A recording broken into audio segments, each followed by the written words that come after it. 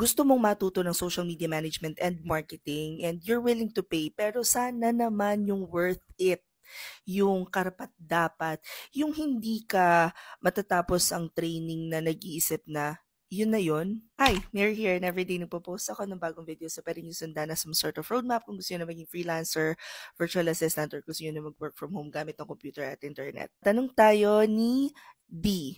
Sino po or anong mga trainings for SMM yung marirecommend ko? Willing to pay naman daw siya, pero syempre, just like everyone else, dahil pinaghirapan natin yung pera natin, gusto sana natin yung sulit yung training. Super juicy. Yung marami kang matututunan. Yung meron ng mga positive feedbacks from previous mentees na talagang nakatulong sa kanila. If this is you, then RT might be able to help you out. Simulan muna natin sa ano nga ba yung mga sinasabi ng mga mentees tungkol sa training na to. I mean, don't take my word for it, but eto yung mga feedback based dun sa conversation kasi use Google Classroom to provide feedback, ano ba yung mga kailangan gawin. Also, one thing that I am so happy and proud of is that every single trainings, we try and improve yung aming sessions. Kasi wala namang perfect talaga. We figure out ano yung what did we do well, and what can we do better. The program has been the same. Pero yung execution, I think that's what sets us apart sa mga nag-o-offer ng mentorship program. We have a social media management and marketing class. 2 days yung class, 4 hours each class. Isa lang ang mentor natin for the live session.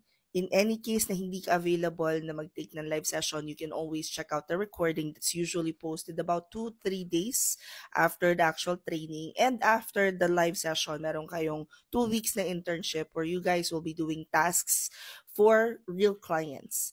So lahat yan, brand audit, strategy, post creation, content creation assets and all, gagawin nyo to para sa isang live business and pwede nyong gamitin yung ginawa ninyo dun sa mismong internship ninyo para ilagay sa inyong portfolio.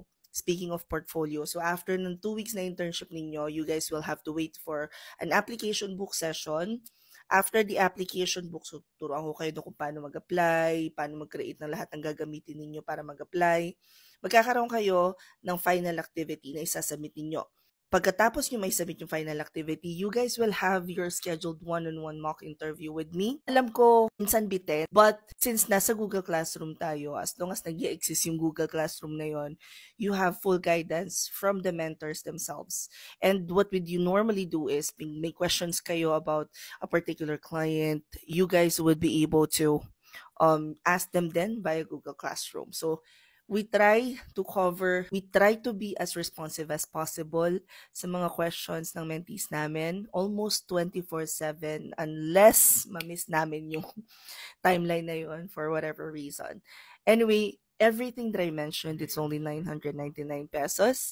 And if you guys wanna enroll, just click the link in my bio. Kapag hindi kumana yan, copy and paste nyo lang siya sa browser. You can also check this on Instagram. Pwede nyo i-click yan.